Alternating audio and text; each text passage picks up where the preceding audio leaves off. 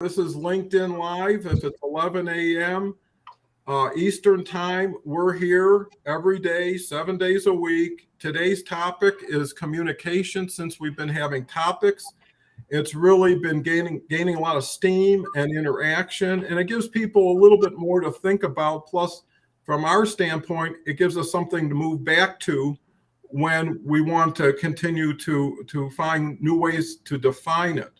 With that said, I've got Dan Portick with us today. I'm honored. I met Dan and has a great video production business and branching out. So wanted to introduce him. And that's the whole key, is meeting more people, learning from more diversification and inclusiveness. So, and then we've got Kelly, who words don't describe how valuable Kelly is to the show, to the community, to what we're doing. And you know, she's put a lot of bricks in the walls that help construct this. So thank you again, Kelly, for honoring us today. And with that, why don't you share a little bit, Dan? By the way, before we get to Dan, chat's open. We depend on you to direct us in whatever directions you feel are relevant right now, because we're trying to be here for you and be here when we know what it is we can bring you. So communication is the topic, something to maybe put a little thought into. Love to see your definition of communication and how you apply it. And with that, Christy's here, and Pauline is here too. Thanks for the appreciation. Is truly appreciated. Well, thank you so much. I know you were here yesterday too, Pauline. So we really value your presence. Christy's here, lots of sunshine with these people. And then hi all, well, hi back. Now, before we get overloaded, and that's a good thing, Dan, why don't you say hello and share a little bit about yourself? And okay, great. Go ahead. Well, thanks, Don and Kelly, for having me on today. This is really great. My background, I've been in the ad business for probably about 30 years, and then we started a video production company called BBS Film Productions about 8 to 10 years ago, somewhere in there. And then recently we branched off into podcast editing and marketing. I've been an author for probably about 5 years now, and I've got I think 4 or 5 books out on communication and marketing and negotiating. So that's kind of me in a nutshell. Well, great. Thank you so much, Dan. And Kelly, what's your thoughts of the day? Well, I mean, first of all, so much that I can relate to with Dan, because I am a career marketer. So, I mean, I love everything that you're saying about negotiation. And honestly, this morning I'd seen a post that came up. I think 10% of Salesforce was laid off. Yeah, I know, another big one. And kind of what I thought with not just communication and your negotiation is, I feel like we've also been talking about quite a bit. People are being laid off for the first time in a long time and haven't been in the job market. And the job market has changed dramatically just in the last 4 years. Whether or not it's, how you write your resume, how you do your LinkedIn profile, people are coming back to LinkedIn that haven't been here. And honestly, I've kind of forgotten the negotiation skills of work. And I think the other part of work that's fascinating is so many people now have changed to 1099ers. They don't have full-time employees anymore. And as, someone, and I call myself an accidental consultant because 2020 happened. But in negotiating how to do those things, I think that's such a skill set that people don't have. So I think, everybody needs to, anyone who's out there looking, definitely connect with Dan and, have a conversation with him. And I would just love to know your thoughts on that in the sense of, negotiating or how that you would put that together with the job market in any way. Sure. Yeah. So I think one of the first things someone needs to do when they're out looking for a job is they need to look at their online profile. Most people don't think about it when they go out. They focus on their resume and, I got to get this out and everything's got to look perfect. But in reality, there are sometimes things online that they don't even know that's happening out there to them. So one thing is, and that's with any negotiation, your first thing is to make sure that online profile is spotless. One way you can do this is by asking some of your friends, say, hey, go online, make sure that your friends do, go online and ask them, hey, can you find out any dirt on me or anything, and they'll be honest with you, and they'll, and you'd be surprised. Sometimes it comes back and, wow, I didn't know that was from 4 years ago. And, so I think that's like step one when you're doing any type of job interviews or getting out there in front of people. The next step, in my thought and in some of the things that, I've done over the years and people I've seen to be successful at it is using LinkedIn as the tool, really. Because in many cases, people go out and they'll put their resume out and it goes into a pile of 10,000 stacks of whatever. You can go outside the boundaries on this. You don't have to go through HR in many cases. I've found going directly to the CEO of a company or a vice president with your resume through like a LinkedIn email. Mm-hmm. Emails are like special things you can use when you have a premium account with LinkedIn. They're very successful. These people are accessible and you can get in and talk to them. But you got to have that. The step one is your profile. It's got to be spot on. Mm-hmm. Well, I really value those insights and tips, because when you look at it, it's really about incoming and outgoing, right? And in some places, there's an avalanche of incoming and not a lot coming back to you, right? So in a traditional role, an HR person might have 1,000 resumes, and their goal is to eliminate as many as they can to get to just a manageable amount. So you could get tossed out like the baby with the bathwater, but at the same time, if you come through a different door no one's going through, and it's a door that those people respect more and see people at the cutting edge of using it, because what you use to get a job is what you're going to use to keep a job and to bring value. And if you're on something that's hot and exciting, makes you more attractive and interesting, because now it became more personal, right? Yeah. You got to go against a group, but you got to end up one-on-one. So, at the end of the day, you got to pull something out, and then you got to be in a position to wow people, right? Because first impression is important. Second of all, you have yet to negotiate the position, the pay, right? And the more valuable you become, and actually in a way scarcer, the better off you are versus the opposite. And that's what I see with LinkedIn Live now. Is if I was out of work, I'd just get on LinkedIn Live 8 hours a day and hope someone drifted my broadcasting, right? And have tickers and everything else going. Yeah. Why not make a parade for yourself instead of sitting alone and looking at your resume, wondering why people are calling you? After a while, you don't got to wonder long. It is what it is, right? And if it's not working, then it's time to try something new. And if you're not getting anything, you got nothing to lose by getting out there, and that's the thing, is how do you differentiate yourself from the crowd? And that's where communication is so valuable. It's what do you use? How do you use it? Who do you use it with? How do you stair step it? There's a process. People who don't understand processes, they just are all over the place.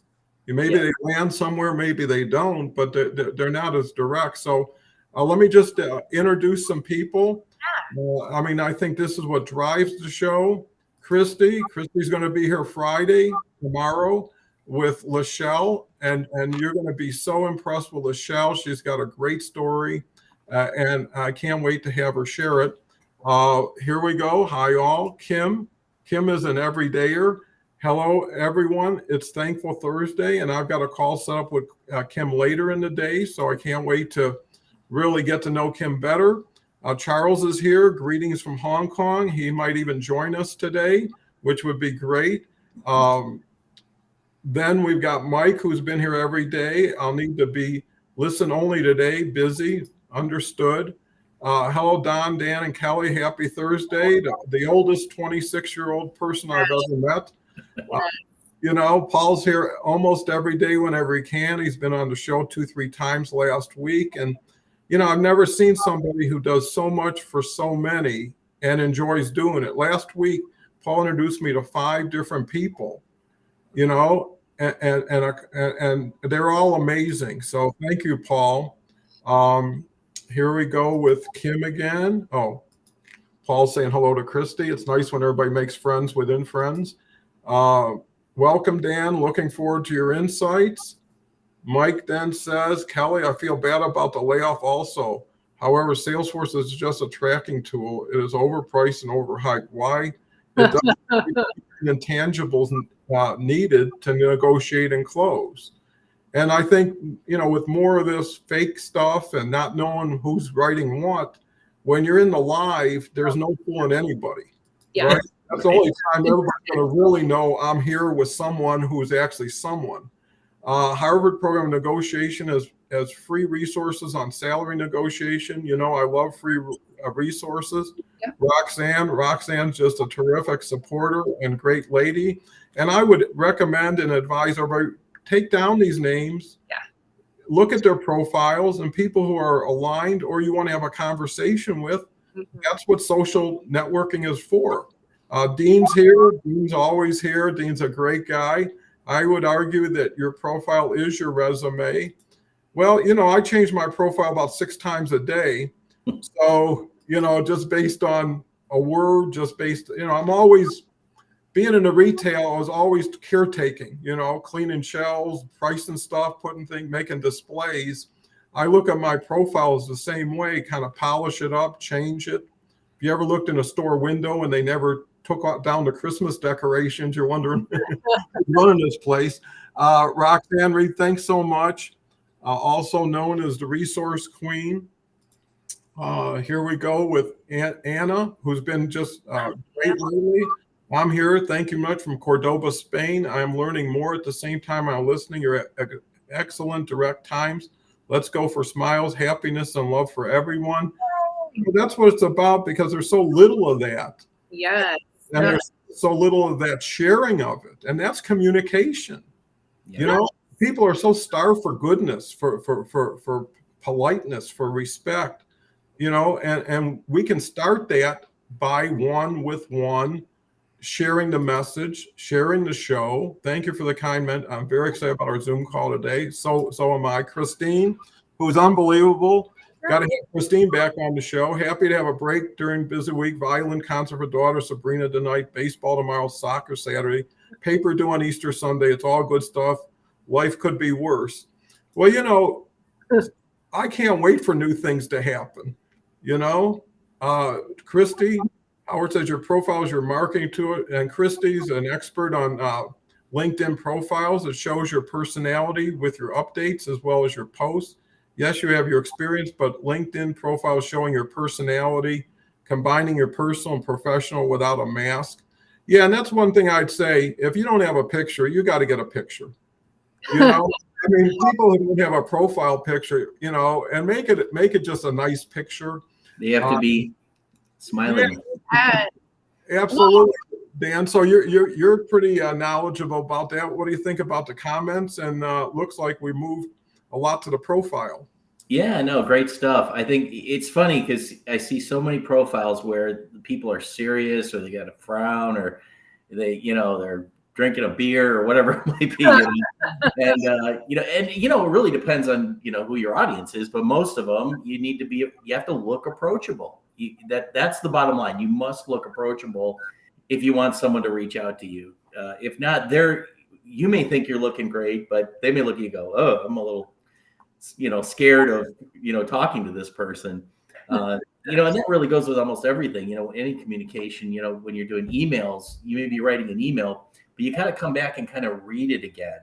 So, the more polite you are in an email in any situation, the better, because people can't see the emotion behind it, so that's my thoughts on that. Well, isn't it? And I think too, this is so important.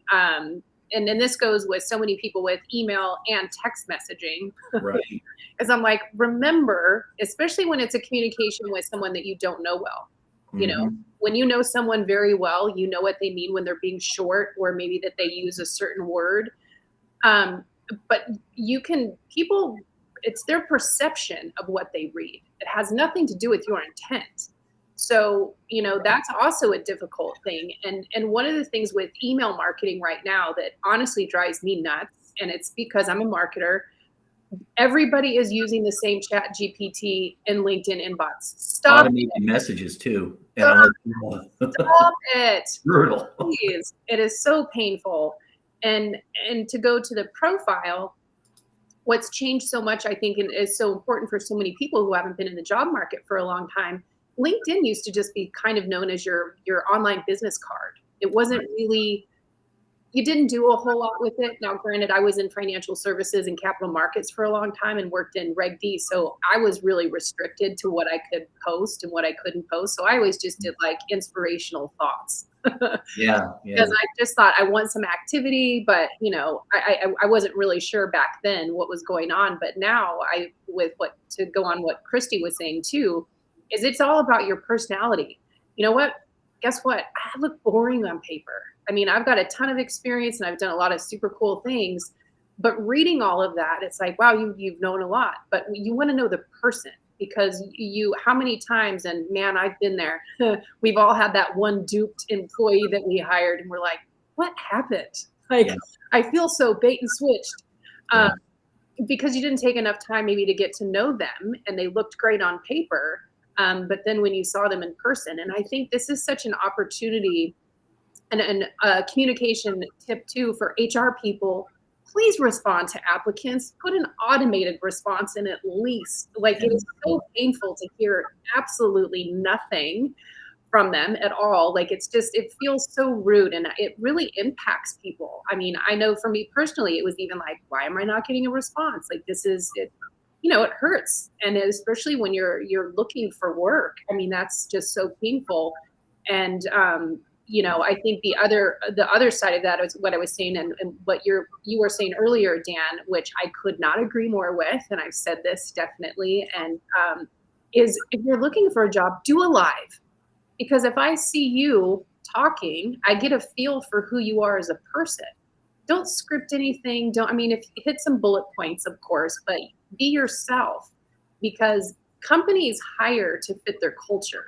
Like, remember that. So, and I've always said, I can hire someone, I can train somebody to do any task, but I can't train people how to be. And certain people don't belong in certain cultures because it's not good for them. They don't, there's people, if you dropped them into a startup environment, they would fall apart and melt and get small. Why do you want to do that to someone? And then there's other people, you drop them into a startup and they're on fire. So, it does go both ways. So, the communication to me is we have so many different directions, but I think specifically where we're at with profiles and talking to people and just expressing who you are, like that is just, don't try to be what you think they want to hear. Like, I feel like that's such a big mistake. What do you think, Dan? Oh yeah, I completely agree with that. If you have to be yourself. Even if it's not alive, if you have your own video, anybody using a video, that's going to help, versus just a picture, at least you can get that across your personality. Live would be great, but there's always an option, if you need to, just to do a video of it or take your live and record it, so that's for sure. So, I agree there too. Well, I think now that the focus is on communication and naturally everything you do, you communicate in one way, shape, or another, is you got to have a communication strategy, right? Mm-hmm. And since you're dealing with a huge universe on LinkedIn, 900 million people, you should be doing things at different stages with different groups based on inbound. Too many people are focused on outbound, which is being the first one to communicate with a stranger, versus looking at everybody that's what I do, looked at your profile, commented, liked, connected with you. I get probably 40, 50 at least relevant individuals out of maybe 200-300 total. And with that said, it's much easier to start a conversation with, thank you so much for visiting my profile. It looks like we've got a lot in common. If I can help in the future, and if you're interested, let's have a Zoom, right? So, you're booking 4 or 5 calls a day if you want to, based on people who visited you, commented, they took some time, some attention, went first, and to the point where we talk about HR people not responding, that's a qualifier for you, for them, to say that's what kind of company they have, is they just don't care. Right? I mean, all they want is what they want, and when they get it, they're done for that day, and they'll just start out again. And here's the key, is why be an agent when you can be a broker? You know, why go through anybody to get to somebody when you can go directly to the person you want, the way you want? But here's the other thing, it's a strategy. If you go in with your hand up, you're going to depend on someone putting their hand down to reach for you. If you get to know the person on a peer level, like commenting on their stuff, pretty soon you're the number one supporter for their post for the week, because first of all, they don't get much. And when they get something, it's like, hey, great post. You know, versus I read your post, was very excited by what you're doing. You know, I'm into the same thing. Keep up the good work, but have the patience not to reach out too soon. Maybe it takes 3 or 4 of those and you get the proper response. And then all of a sudden, hey, let's have a call. Now you're meeting as a peer. And I think that Kelly's point is, it's not the people you meet on LinkedIn will be your clients per se, but they could be a referral. They could be a great strategic advisor for a few minutes. You know, it's a treasure trove, but you got to know what you're looking for, and you got to be able to pay their time with respect or with something in return, because if they're time conscious, they're going to be wondering where are they going to invest too. So anyways, what do you think, Kelly? A lot of dimensions here and comments. So much. But I mean, to your point, taking the time to read someone's profile, another pet peeve of mine is when someone does send me a canned email and they try to fill in something and say what I need. And I'm like, clearly you didn't read my profile and know what I do. Or you spell my name wrong. That's a huge one for me. Because if you don't spell my name right, why are you going to take care of my clients the way that I feel like they need to be cared for? Like, you didn't take enough time for that. Like, those are small things, but they're big because it's a first impression and now you blew it. What is your thought, Dan? Yeah, you know, and I get these automated messages, probably 20 a day. And the thing that really drives me crazy about them is they'll come in and they'll do their pitch, and I can respect it to some extent. I get it. So, you know, the ones I'm interested in, I'll respond to. Well, when you respond to them, they send another automated message that doesn't relate to your answer. And so many people don't realize, if you don't program that automated message correctly, the amount of sales you're losing is astronomical. Yes. I mean, and you don't even know it's happening. Yep. And then I'll even reply to the next one saying, hey, that wasn't even a real message. And I'll get another one. So, yes. You know. And then, I mean, it's like, now you've ruined it. And you're right. And they don't even know. All they know now is you're a number that didn't convert. Like, we had this many put into the funnel and this didn't come out of it. But you don't even see that, like, how is that making sense? Go through your own systems too. Like, I think it's so important. Like, test.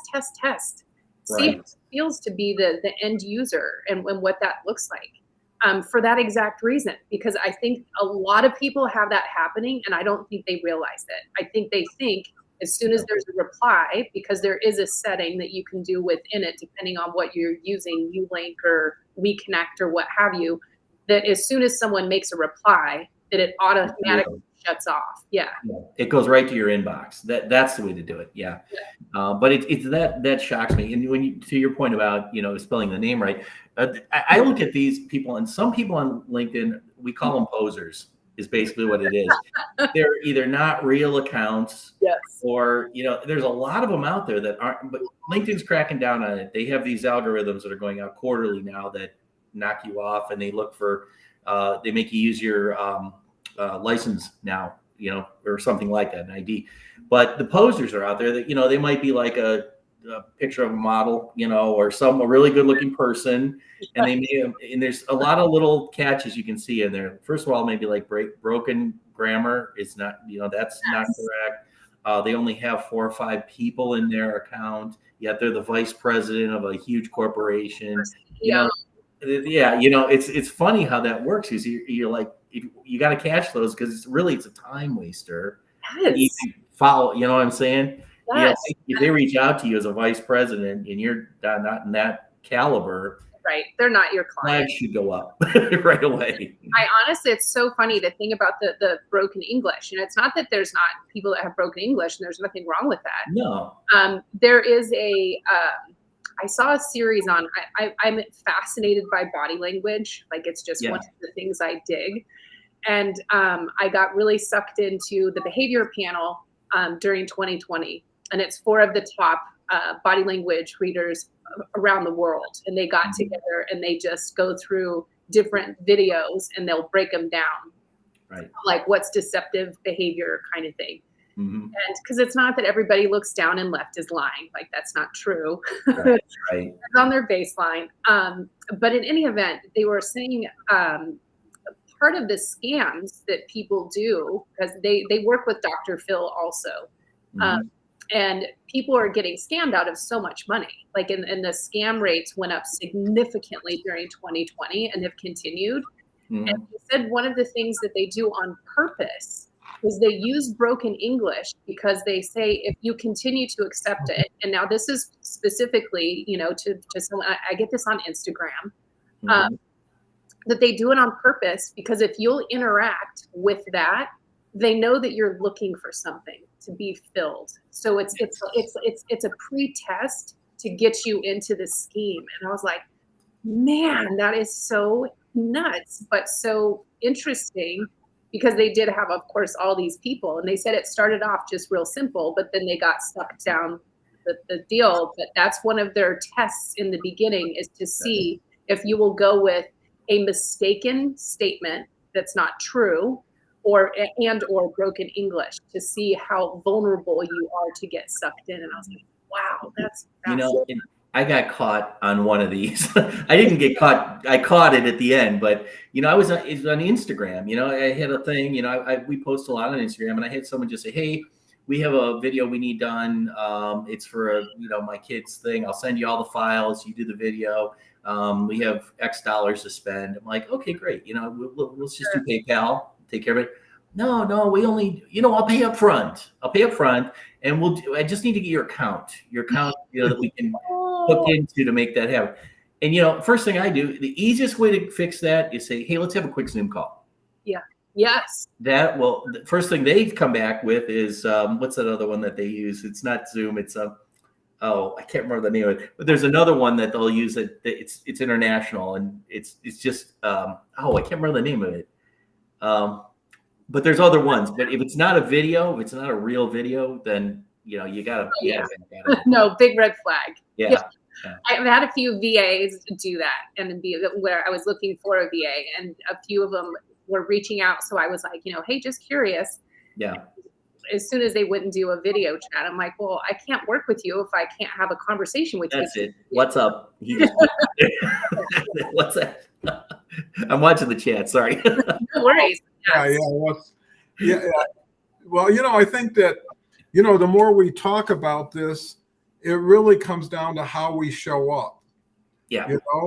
And if you don't respond to people, what bugs me sometimes is someone sets up a Zoom call and they never took the time to look at your profile, and you ask them about something and it's like, oh, I didn't have a chance to look. How long does it take to look? And how much is that call costing both of us? It's the same minutes, right? And people don't understand, who maybe aren't busy or have important things to do, that when someone schedules something, you schedule it. And right? they don't realize too is like, that doesn't make you feel special. If you're really trying to connect with people and trying to get business connections, and you didn't take the time to read my profile, why am I going to want to do business with you? Like, you feel so unprepared. Like, that just makes, you want the other person to feel special. And special is the small things. Right. Oh, you saw that I do volunteer work at New Pathways for Youth. You took time to read my profile. Like, that makes me feel special. And it's so simple, right, Don? And people miss those points. Well, and that's why the beauty is in the facet or the perspective you find that someone isn't looking for or doesn't care to look for. Mhm. You know, in this day and age, there's more than enough people for anything out there, Yes. right? And there's a lot of good people. So, you know, and there's a lot of people think they're better than they really are and act that way, you know, versus showing some level of modesty, being somewhat humble. I mean, you know, how you sell yourself is more than what you're going to do to help sell somebody else's stuff, right? When I used to interview, it's like, if you don't want to look me in the eye, why are we even here? Right? I mean, that was my first thing. You're looking this way, you're looking down, you know, or you're folding your arms and you're all squished up, you know, and it's like, what are we not open with? Because that's what you're looking for, is openness. Right. It's funny on Zoom, you know, you always look at down here, so that doesn't count because you have to look at the person on the camera and your camera's up here. So You know, we've talked about that before. And, you know, how do you look? yeah. And it's not what are you dressed as. It's like Paul says, smiling, happy. You know, you want to send that energy, because, you know, I found out in the retail, when I had an irate customer and they were screaming or being very loud, if I would move to a whisper, they would come down. Oh yeah. Right? They would start meeting you. If I would rise above them, they would figure out a way to rise above me.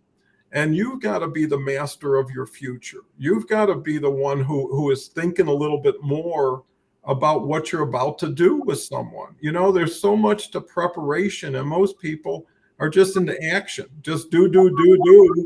Yeah. And don't think of what I just did, what I could do better. Another thing, if it keeps coming up no, assume that's a no.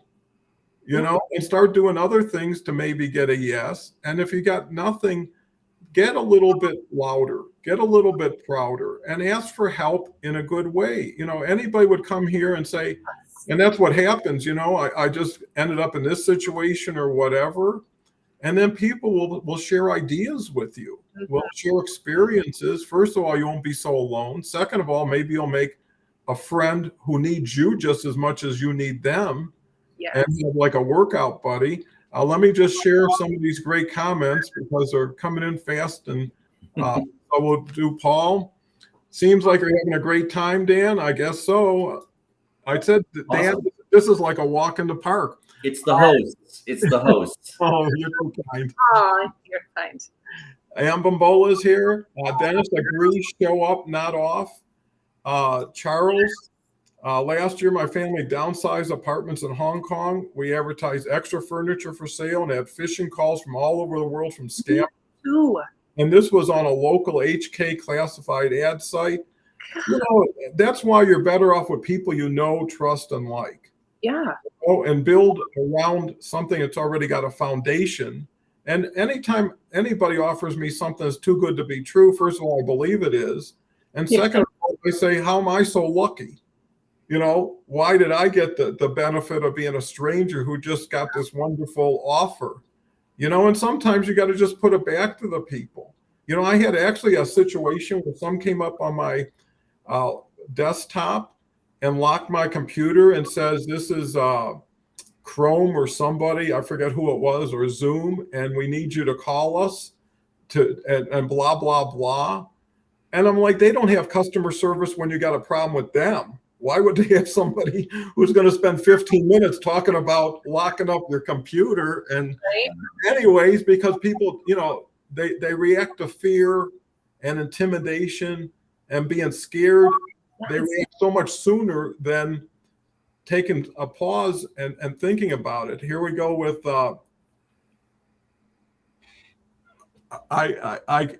I'll just say I think real connection in the real world is better than virtual platforms. That's all that's left now. Everything has been squeezed out, reprocessed, you know. And what can you prepare yesterday and feel it's fresh today anyways for? Why not just be where you are when you're talking with the people who are talking with you? Because, you know, Dan is a negotiation expert also. And, you know, I think that goes a long way towards communication. So I'll finish some of these and we can give Dan back a little bit into how he can use communication, maybe give you a couple takeaways. I think the key to with communication, take responsibility when you make a mistake. Accountabilities are rare today. That's a feather in your hat when you admit something that everybody knows and no one's going to ask you to admit it. But when you do it up front, it shows you that you did it when you didn't have to.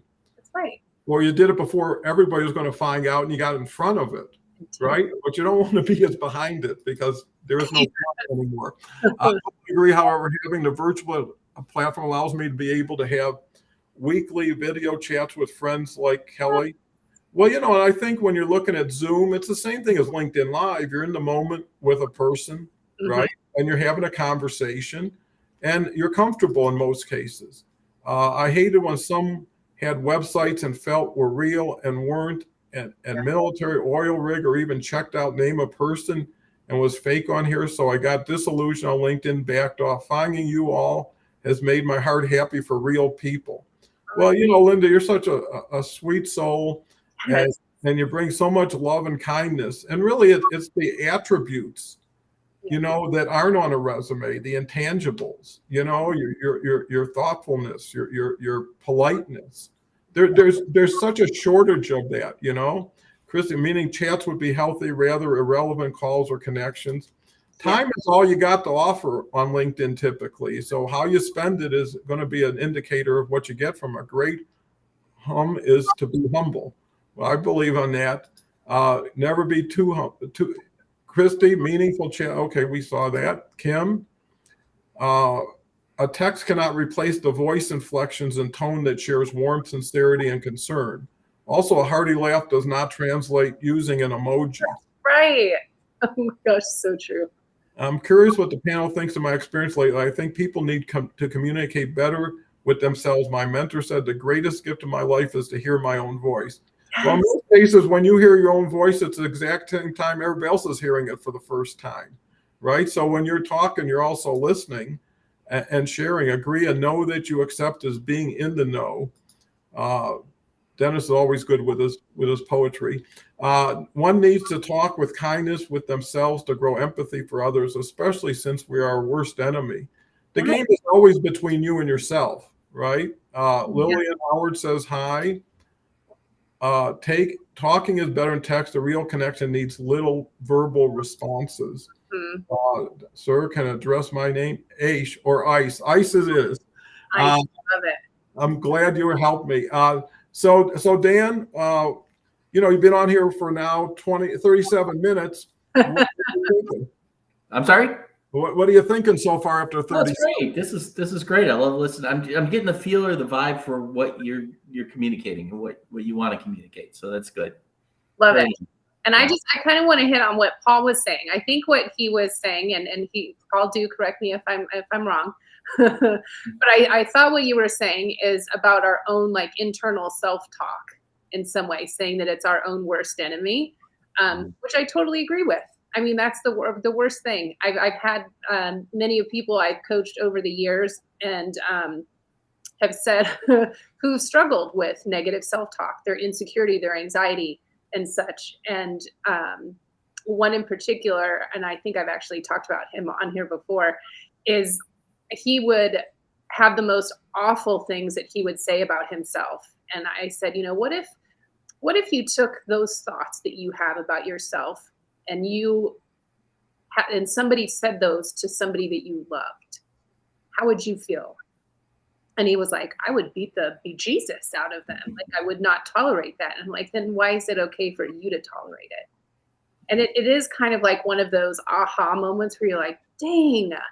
And I did see it go on with him. And it's a practice though. And this is the part of you, Paul, that is, and I think why all of us who are, senior to you look at you and say, you are such this wise young soul, because I wasn't thinking about that stuff at 26. I mean, I probably was more than most, but certainly not to the level that you are. And it's beautiful. I mean, there's people my age that don't think about this stuff from the level that you do, and understanding, finding the inner peace and how important that is, and the giving and the love.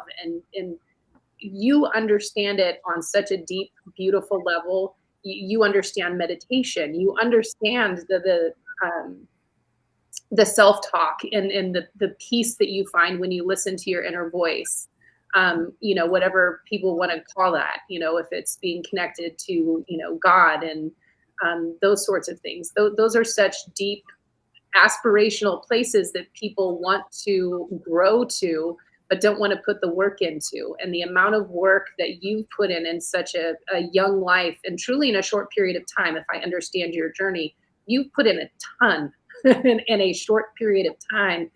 And I mean, you're just going to make such a difference in the world because you share that light, you share that wisdom, and that's what drives your business to boot. So, I mean, that even makes it more beautiful because that translates to your clients. And I mean, that's just, and to be in the financial services, and I've said this before, because I was in that industry for a long time myself, it was a struggle when you had a young wealth manager, because older people that had wealth were like, what does this youngster know about, you know, diversification within my portfolio? They don't know. Paul knows.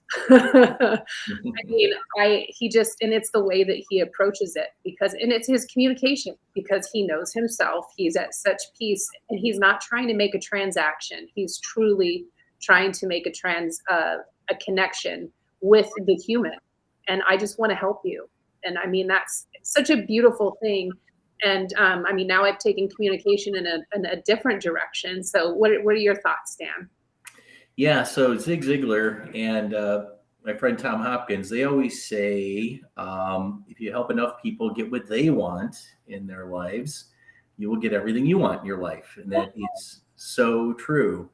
And it's hard to do sometimes. It really is, because you look at yourself in many cases. The other thing I want to touch base with when you were talking about what ifs, everybody on any decision has two what ifs. What if this could happen, or what if this could happen? Mm-hmm. And one's negative and one's positive. And it's completely up to you which what if you choose to take. Yes. And in reality, if you really go after that good one, what if, things and people will gravitate towards you to achieve that. I've found that to be true in my life on many occasions. So without you even knowing it, you'll be like, wow, that just happened. I didn't even think of that.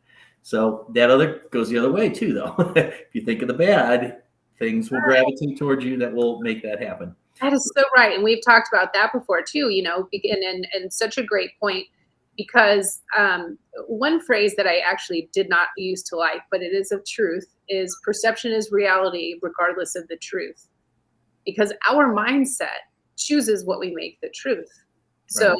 Those two what ifs, if I go into a meeting and I'm like, this meeting is going to suck and I'm not looking forward to it and it's going to be terrible and this person is going to be awful. Well, you're going to go in, and since your mindset is that, you're going to pick everything that is going to fulfill that belief, and that's what you're going to walk away with. Whereas if you walked in with a good mindset into this same exact meeting and you were like, this meeting is going to be great, I'm going to get what I need, and I'm going to leave being happy.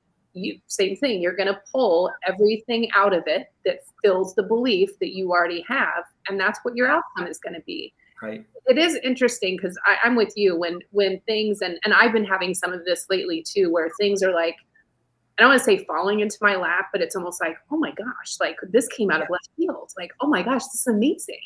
Yeah.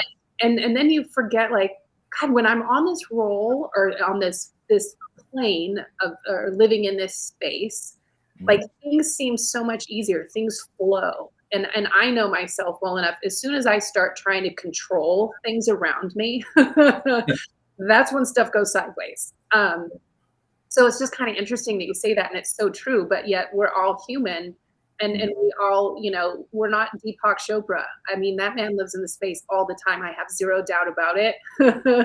And I just have such admiration for it. But we're human, and we do choose the wrong what if sometimes, and that's okay. I mean, you know, it goes to the whole accountability. We were not perfect, and guess what? I made a mistake. Whoops. But now I'm going to correct and move forward. And for people that are that way with the bad what if, the whole key is like small steps. Mm-hmm. Take small steps towards, because you're not going to change that attitude right away. It's going to take time to take those small steps and just see and remind yourself that there is another what if in any situation, literally any situation. So, Any. Yeah, well, I think what we're talking about is communication within yourself too, because too many people, when they find themselves in a ditch, they spend time thinking how they got into it instead of how they're going to get out of it. Yes. Right. And the sooner you put they say get rid of your rear view mirror, because, don't look back unless you want to go back. And, at a certain point, you're in a race. Right? You ever see those relay races? No one has a chance to kneel for a while, rest up, and run. Right? When the race will be over by the time you get up. And I think when people have respect for their time and probably more respect for other people's time, right, to make it worthwhile. So you always want people wanting more than wishing you gave them less, right? You want to build some anticipation or expectation, and you want ability to come back. See, too many people are looking for finality before they got to the beginning. And I think, to Paul's point, I didn't get into personal development until I think I was in my late 30s or 40s. And before that, I thought it was a bunch of rah-rah stuff. The difference now with technology is you have access to people and programs like this that wasn't available. You had to go to a library, pull a book out that was already dated by the time you looked at it. And I think, everything that's bad has a silver lining if you can find it and turn it to everybody's benefit into everybody's competition. There's too much abundance to be fighting over scraps. And most people are better off letting other people go first when it's not what they want anyways, right? Sometimes you win a prize you don't even have a use for, right? You wish the person who came in second came in first and got the prize for themselves if it would have meant more for them. But you see, the thing is you get to decide who gets prizes, when they get them. Some people are insecure, but that's their problem, not yours. It's an opportunity when you can demonstrate that they can be secure. They don't have to put their guard up. And some people aren't good at guarding themselves anyway. So if you're truly trustworthy, the question then turns into the opportunity, not the risk, because when people believe the future is brighter than the present, they'll take action, and today it's hard to believe anybody who's telling you something, even if it made sense. I know Gary Vee says, if you followed anything that I've ever said over 2 years old, it's obsolete, half of it, right? So it doesn't matter where you were anymore. It's where you're positioned and where you plan on taking it and how confident you are, not so much in yourself, but what you're cobbling together, your support team, your medium. And, everybody needs more practice. No one goes into a game without some practice and feels comfortable or confident that they're going to do really good. So just to turn it over, well, here's Kim. Want to share. Charles, thank you for explaining the term mirroring that was a good comment. So Charles says, you mentioned adjusting voice up and down to calm others down. Worth everyone knowing that this is called mirroring. When you mirror someone, you imitate their body language, tone of voice, and choice of words to make them feel more, I would assume, comfortable. Christy says, learned that at Landmark many moons ago. Some knowledge is evergreen. The things we're talking about today, you could talk about in 200 years, and people are still going to be people feeling the things we're talking about, maybe with better technology. I say that one's perception is not always my reality. Don't assume the outcome. Be in the energy you want to have within yourself. Well, at the end of the day, you come home to yourself no matter who you're with. That's right. You better be happy with yourself. Hopefully, our mindset is not set in stone. That keeps us alone. Kim, Charles, thank you for explaining the term mirroring to be used as a tool to de-escalate a person or situation. Well, everybody, and probably Dan's a good authority on this, everybody knows that the way you put something out is in a lot of ways the way someone's going to respond to you, right? So packaging, presentation, timing, positioning, it's all part of it. Whatever you think about gravitates towards you, either good or bad. Whatever thoughts we allow become our reality. And, I was just talking to Kelly yesterday, and a lot of times you don't even know that you is starting to shine right? And people are recognizing it, along the way. And pretty soon, like seeing a kid grow, if you haven't seen him in 6 months, it's amazing. If you're with them every day, you never notice. And it's the same thing with making changes inside yourself to project outside of yourself, to attract back to yourself. Mm-hmm. Yes, mistakes are part of the real us, correct it and move on, perfect. Just forgive yourself, take the blame. Did it, and I feel bad and I'll never do it again. And I'm forgiven. Same with me. I didn't start personal development until about 5 years ago. Better late than never. Right. So I still have changed so much and so much more growth ahead. The future is where the action is. The past is gone, and here's where you are launching the future. I think personal development mentorship is how I multiplied while many have subtracted these past 3 years. It truly is the greatest investment. You learn, form communities and relationships, and allow me to travel the world making memories. And it's so simple. I mean, we're talking to Charles in Hong Kong. Andrew's in Netherlands. I can just go on and on and on. This is no boundaries. We can meet, talk about this subject. No one's going to get offended. Opportunity is key, not risk. We have to be open, agree. Thank you.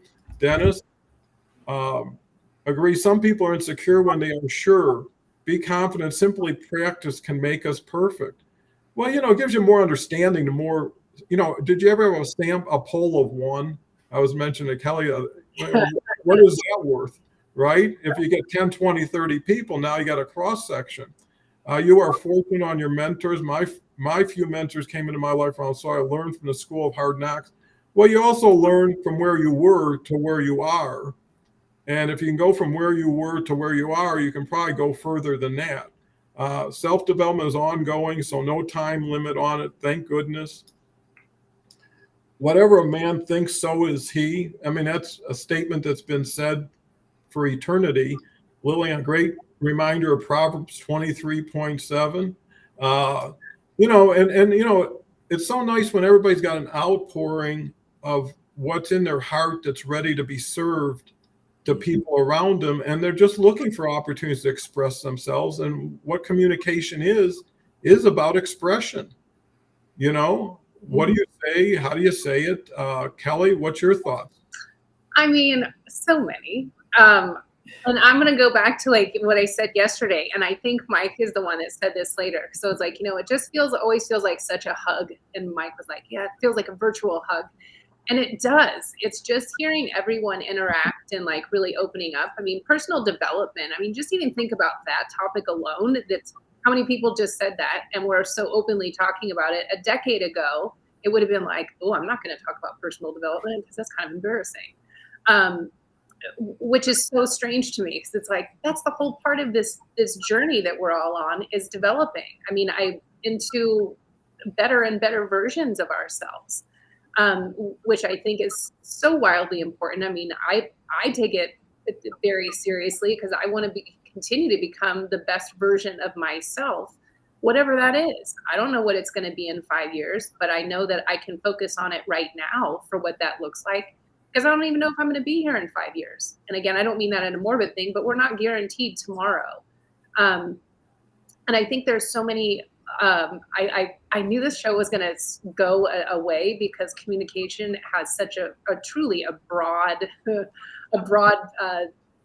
net that it could go into all these different directions. And I love how many people are participating and sharing, their advice and their thoughts. And I also think when we started off, talking a bit more about, jobs and negotiation, and, they all coming back to the same thing that we always talk about, is community. And we all need community to feel safe, secure, and confident to go try new things, or to try that thing, and feel supported to say that what if it's the positive what if, and not the negative what if of the choice that we have to make. So I love that it always comes back around to that, and seeing, love always pours in the comments. And I love that too, because they're thoughtful, and that always feels great too, to hear. So, what are your thoughts now, about 2/3 through this, or almost over? Yeah. So, I have a quick story I'll tell about personal development, I guess. In my past, I went through a tremendous time around 2007, 2008 with the loss of a business. And it was through some employee situation where they kind of did it's called a fork post massacre, if you will, with I think it's in wrestling.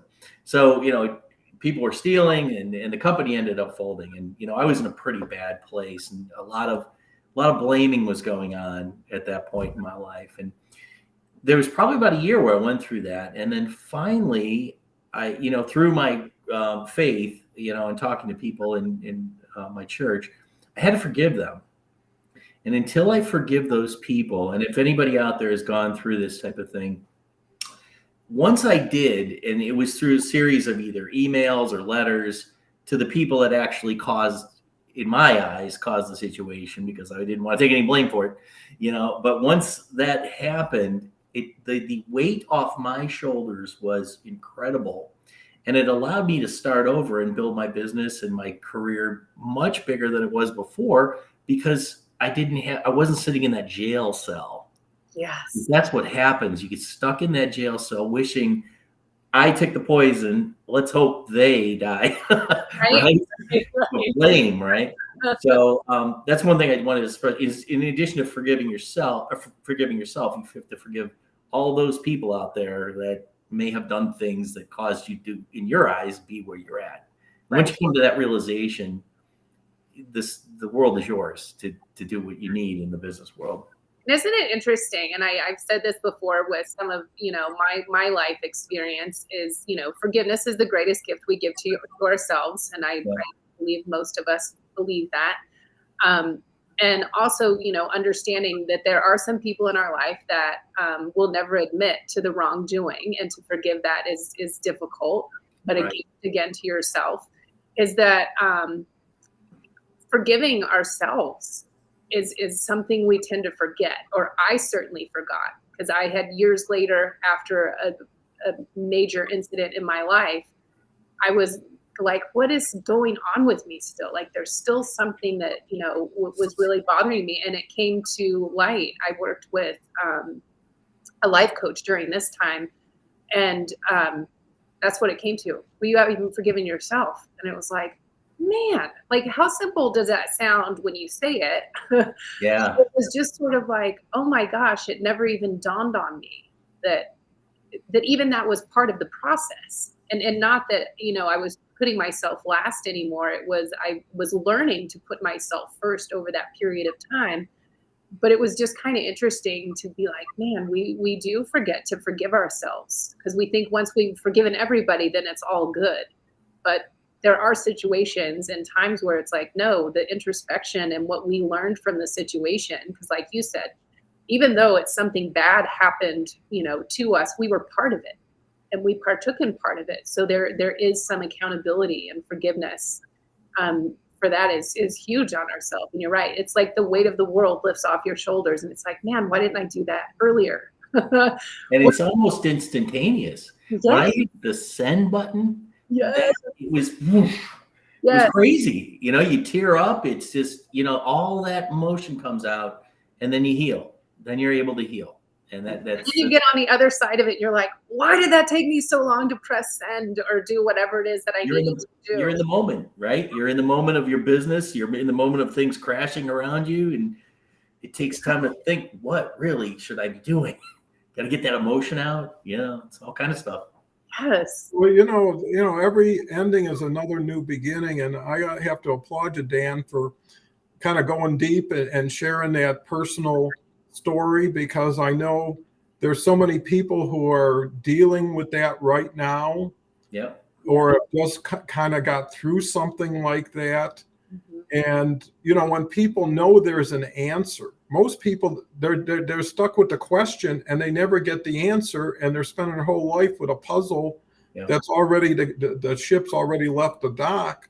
Yeah. And the other thing is if one takes full responsibility, right?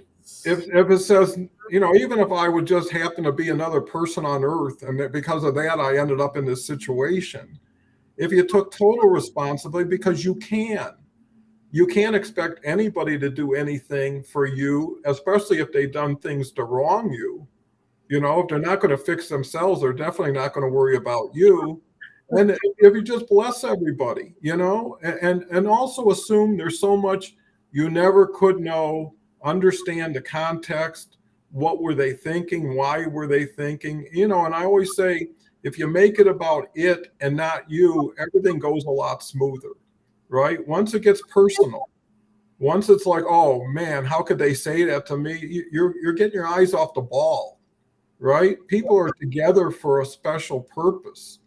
They're not there to compete, and they're not there to be better. And I think that's where competition comes in. But, you know, kind of tying it all together with communication, I think what we've learned today is you got to be honest with yourself first before you can be honest with anybody else, right? And then you have to give everybody the benefit of the doubt, even though you don't understand why you're doing it. But it does move the ball forward. And it's also, let's get to the meat of the issue. Right. And too many people cover it up, and they live lives of quiet desperation, you know, because cosmetically they can make it through, they can make it look good. I mean, how many times do you have to play something you knew just wasn't you, but that was all you had to use to get through? And eventually what wasn't you becomes you by practice the same way. And what I do believe is there is something to believing in things you can't see at this point, can't understand at this point. And as you get older, looking back is so much easier than looking forward, because you can see the life cycle of certain situations. You know, it took 3 years for this to come full circle, or it took 6 years, you know, and if I'd have known that at the beginning, I would have figured out here's where I am in the journey. And one thing about forgiving really quick, uh-huh. Not only can you when you forgive, the thing you can remember is you don't have to deal with that person anymore. Mm-hmm. It's not like you're forgiving means you have to go kumbaya with that person. No. It means you're just releasing yourself of the torture. You know, the key word in that statement, release. Like, we forgive and release. It doesn't mean, I mean, we can forgive people in our lives that are in our lives, they're our family, whatever, that will continue, but they may still be a jerk, right? Yes. Oh my gosh, yes. There was a few posts yesterday that dealt with that. But yes, it is okay to forgive and go. You don't need to forgive and stay. Yeah. You know, and I think the silver lining is when you realize who you're really forgiving is you. That's right. Yeah. Forgiving them, it's also forgiving you. And, you know, it's clearing the slate. Let's say somebody owed you $100, and you could spend all your time worrying about it and trying to collect it, or you could just decide it's never going to happen. Why not write the letter and say, hey, I'm clearing the debt. We have no obligation to each other, right? And then it's over. You can never go back and create that debt again. Mm-hmm. And, you know, it's what's good for you. If being, you know, a lot of people will never understand, how could you be so nice to that person who was so bad to you, you know? But they're not you, and they haven't lived through it. They're not thinking, and they're not planning. And that's why people should never give their control over to anybody, especially when it comes to their mindset or how they treat people. And I commend anybody who can try and always be the better person. You know, the person who ends up giving more than they take, wherever, with the intention of doing that wherever they go. Yeah. You know, one last thing, because when I was in business, I never would make a deal, because Dan's in a negotiation, during the deal. But I would always do something after the deal. You know, if someone bought a bunch of stuff, I would say, thank you so much for spending this much money. I know how important this is to you. Let me throw in a $20 set of air hose with it. Right. And they would say he didn't have to do that. He already had my money. I was almost out the door, and he gave me something, versus if I would have made it, if you want to do this deal, I'll throw in some air hose. All I'm going to do is condition him to say, well, last time you gave me this, what are you going to give me this time? Right. Versus if I act like a gentleman, maybe you'll give me a prize before I leave here today, or it's on you. So anyways, with that, final words, Kelly and Dan? Well, I will I'll let Dan have the final words. So a great conversation as usual. Love it. Love being here. And how I do end is, everyone, please go out and shine so bright that others can't help but shine too. And thank you for being with us, Dan. And now to you. Yeah, no, I'm really impressed with the level of intelligence of your audience. They're so profound and great compared to some of the other ones I've been on. This is really hats off to you guys. I do want to leave you with one negotiating technique, which I know we haven't talked about. So in any negotiation, if you're going into it for anything, the one technique you can use is called the flinch technique, and it will make everything honest right away. So what that is if somebody sends you a price, or you talk about a price, one thing you can do is just go and look down and don't say anything. Oh my gosh. If you do that, you will find out that you will get the best price on anything immediately. I can't even tell you what I've gotten by just doing that. You can also add at the end, well, I really wasn't looking to spend that much today. Just an FYI. So anyway, I wanted to get a little negotiating in, but overall, I had a great time. This has been fun. Awesome. Well, it's great to have you, and you kind of prove what me and Kelly kind of know is, if people become themselves, this is a day at the beach, Right. because the audience is the wings that we use to soar with.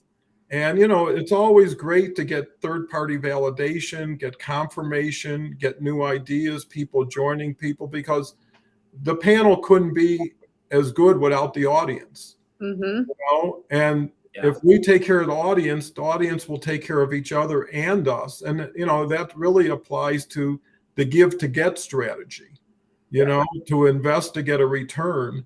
And Kim, final comments coming in. Thank you. Great discussion and tips. It's so nice when people say hello when they get here, say goodbye when they leave here. Thank everybody for being here. And this is unscripted too. So there's no cue cards out there, people telling people to applause or comment like a comedy show. But and that's why, it's kind of funny. Dan asked right before, is like, was a little surprised how you can do this 10 months every day. Is you're sitting through this is like the best hour of my day, is being with your chosen family, with your new family that doesn't know you for anything but what you have shown yourself since then. Mm-hmm. And ultimately, communication is a wonderful tool for reinvention. And I think that's what everybody's looking for, is how to become the best you. And your profile, shows like this, show the person. And what people want to know is, who can I be with that is going to make my time with them better for both of us? Too many people are looking at transactional things. How much can I make? What do I got to do? Versus, when people came to work for me, I said, it's not how much you make here, and I hope you make a lot.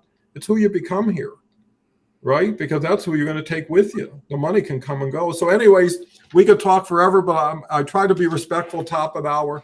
Thank you, everyone. Rest up. In 23 hours, we'll have Lachelle Atkins and Christy Howard, a great show. And then Saturday, we got JD Gershbein, another new individual who's really well connected, and I think will bring a lot of value. So with that, have a happy day, and we'll talk again.